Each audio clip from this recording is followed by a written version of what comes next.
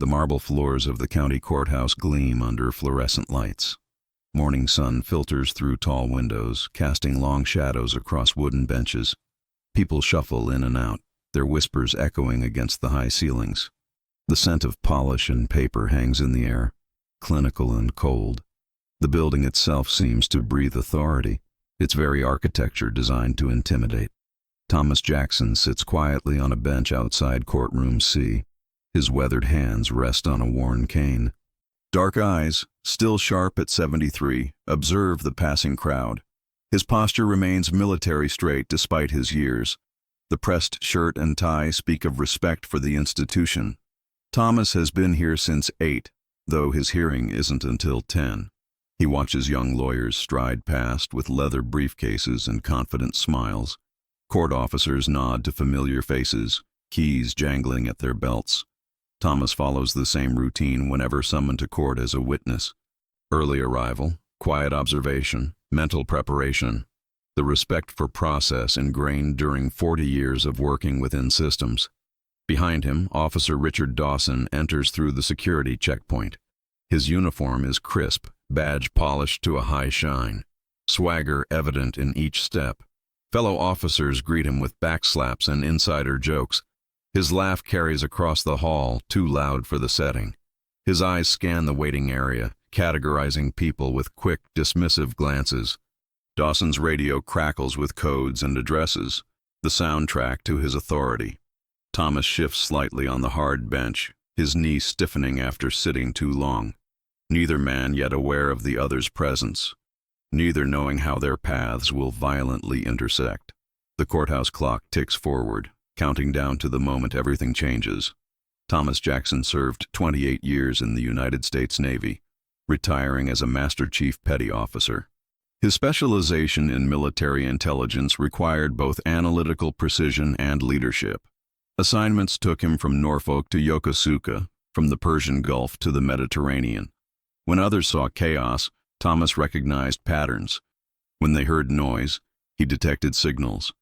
He carries himself with the quiet dignity earned through decades of service, never raising his voice to make a point when carefully chosen words would suffice. His community knows him as the man who established the Veteran Support Network at the local community center, the one who shows up with tools when a neighbor's roof leaks, the grandfather who teaches chess to neighborhood children every Saturday morning. His experience reading people served him well through 3 wars and countless operations. Thomas can spot a lie before words fully form on lips, can feel tension building in a room before arguments erupt. These skills saved lives during his service, and now help him navigate civilian conflicts. His testimony in today's minor dispute between neighbors relies on these same observational gifts. Though respected throughout the community, Thomas still encounters the familiar sting of prejudice, the store security that follows him through aisles, the taxi drivers who pass him by, the new neighbors who assume he's the building's maintenance man. He has developed protective routines: carry ID always, maintain perfect politeness, avoid confrontation with authorities. He handles indignities with a philosopher's perspective, choosing battles carefully. When his grandson faced discrimination at school, Thomas taught him strategic resistance rather than helpless anger. When colleagues overlooked his contributions at his post-retirement security consulting job, he documented everything methodically. His approach: preparation overcomes prejudice, eventually. What separates Thomas from others with similar backgrounds is his unshakable faith in systems to correct themselves. Despite witnessing institutional failures, he believes in America's capacity for justice. This idealism, some might call it naivete, has carried him through disappointments that might have broken others. It's about to be tested again. The courtroom doors open, releasing a crowd from the previous hearing. Thomas rises, preparing to enter for his scheduled appearance. Officer Dawson simultaneously steps forward, creating a bottleneck in the narrow doorway. Their shoulders brush, a minor contact in the crowd. Dawson spins around, face instantly contorted with disproportionate anger. "Watch yourself, old man," Dawson snaps, hand instinctively moving to rest on his holster. The corridor suddenly quiets, other citizens stepping back from the brewing confrontation. Dawson's posture shifts to aggressive dominance, feet planted wide. His eyes narrow as he takes in Thomas's appearance, making immediate, dangerous assumptions.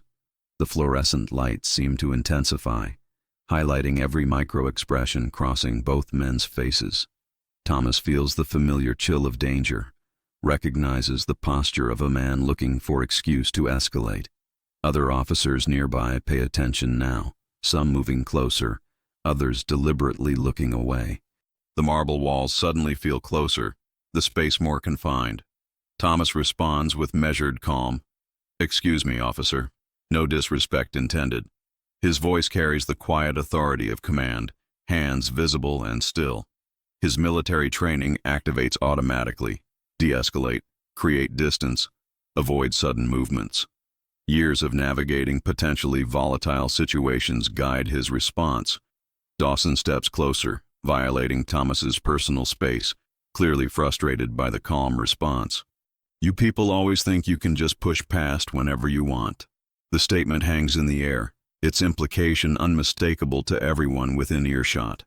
Several witnesses exchange uncomfortable glances, but no one intervenes. Thomas has a choice: challenge the officer's inappropriate behavior or retreat to safety. Decades of self-preservation instincts urge caution. But something in Dawson's dismissive sneer, the casual hand on the weapon, the presumption of impunity within these halls of justice itself. Thomas straightens his spine and says simply, "I believe we both have business inside, officer. After you." "You think you're being smart with me?" Dawson's voice rises, drawing more attention from passers-by. "What's your business here anyway? Let's see some ID." The request comes without legal justification, a clear abuse of authority. Thomas recognizes the familiar pattern. The fishing expedition looking for any excuse. "I'm here as a witness in case number 47302, Officer Dawson." Thomas replies, reading the nameplate deliberately. "My hearing starts in 10 minutes. If you'll excuse me." His calm precision offers stark contrast to the officer's growing agitation. Thomas maintains eye contact, neither challenging nor submitting. Dawson moves to block Thomas's path to the courtroom, physical power play evident in his stance. "I don't care what you're here for. When an officer asks for ID, you provide it. That's the law." It isn't, and Thomas knows it, but challenging this misconception directly would only escalate tensions. Thomas considers the implications carefully. Producing ID validates the improper demand. Refusing creates pretext for arrest. He thinks of his grandson watching this unfold, of community members who look to him for guidance. The principled choice carries risk, but surrendering dignity carries greater cost. "Officer, I've identified my purpose here. Unless you're detaining me, I need to enter the courtroom." The courthouse security system's cameras capture everything from multiple angles, unblinking eyes recording what human witnesses might later deny. Thomas is acutely aware of their presence. Dawson seems unconcerned, protected by years of operating without consequence. The power imbalance is stark. Uniform, weapon, radio connecting to immediate backup versus an elderly man with a cane. "You know what? I think you are being detained now," Dawson declares, reaching for Thomas's arm with unnecessary force. "Let's go discuss your attitude somewhere private." The threat hangs in the air, away from witnesses, away from cameras. Thomas remains still, neither resisting nor complying with the unlawful detention. Dawson grabs Thomas's wrist, twisting it sharply behind his back in a pain compliance technique. The cane clatters to the marble floor, the sound echoing through the suddenly silent corridor. The officer's face shows not just anger, but satisfaction, power being exercised for its own sake. Several onlookers have their phones out now, recording what's unfolding. Thomas feels cold marble against his cheek as he's pushed against the wall. The indignity burns deeper than the physical pain shooting through his shoulder. The courthouse, symbol of justice, now seen of its perversion. He catches fragments of whispered comments.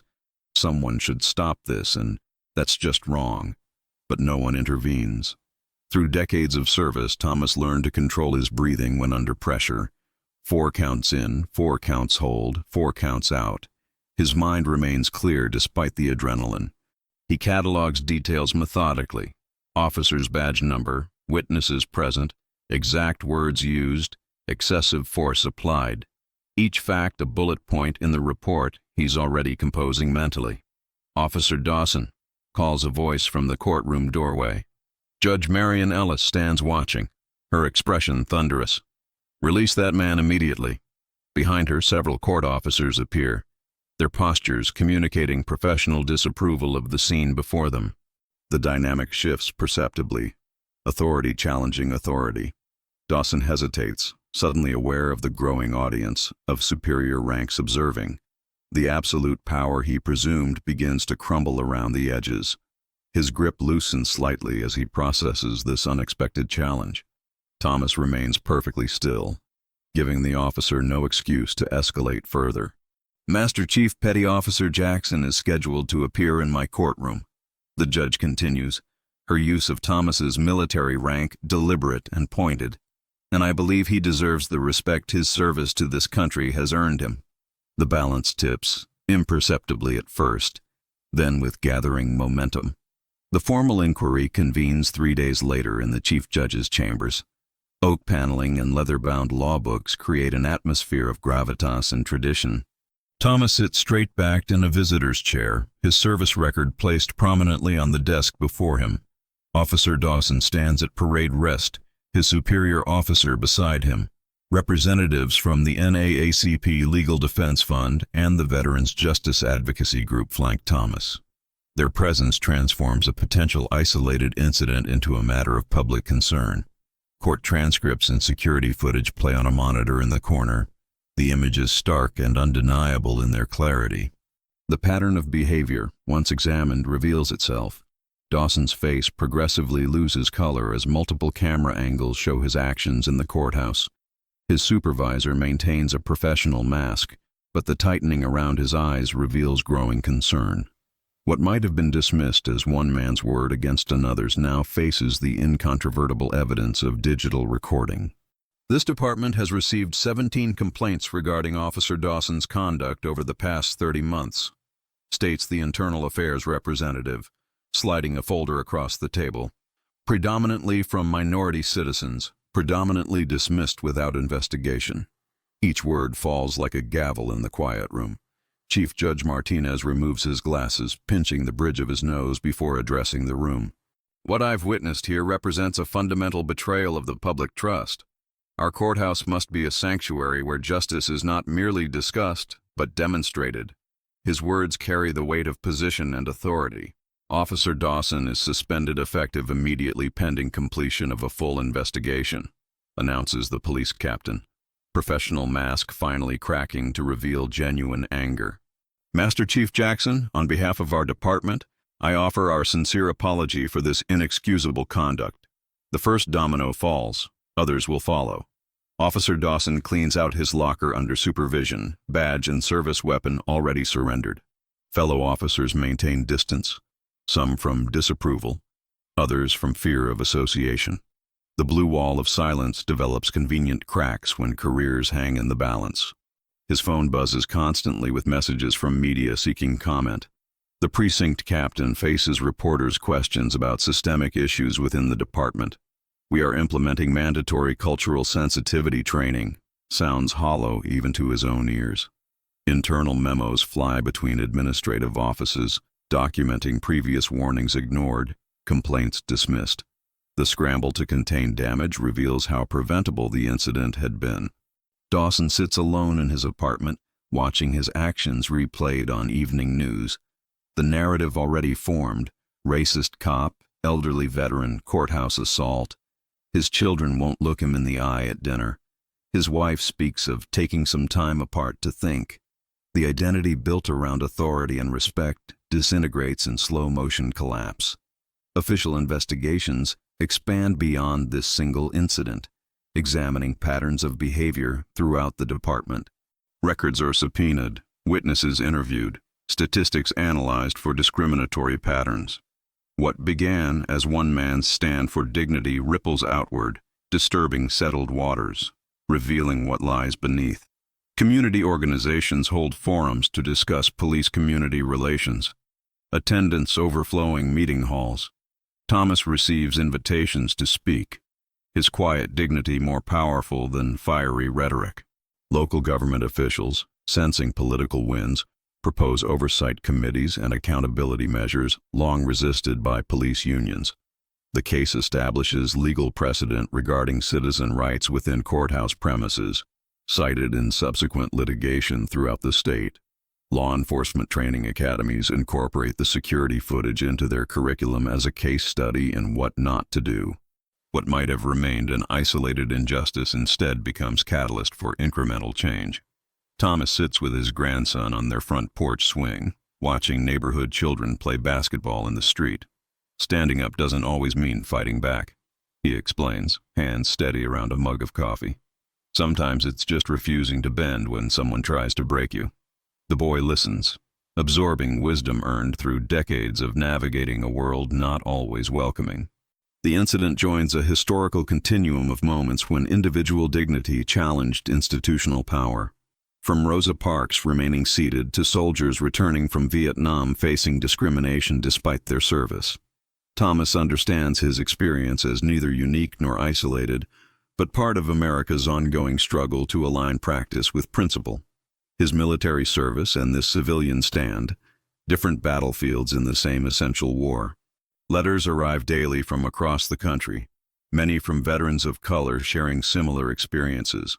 Thomas responds to each personally, understanding the therapeutic value of acknowledgement. Local schools invite him to speak about civic responsibility and moral courage. His message remains consistent. Systems can only improve when individuals within them demand better. The courthouse now displays a prominently placed plaque commemorating military veterans who later served their communities through civic participation. Though Thomas's name isn't mentioned specifically, those who know recognize the inspiration. More importantly, sensitivity training for court officers and police now includes veterans' issues alongside racial bias education. Thomas harbors no illusion that one incident can transform centuries of embedded prejudice.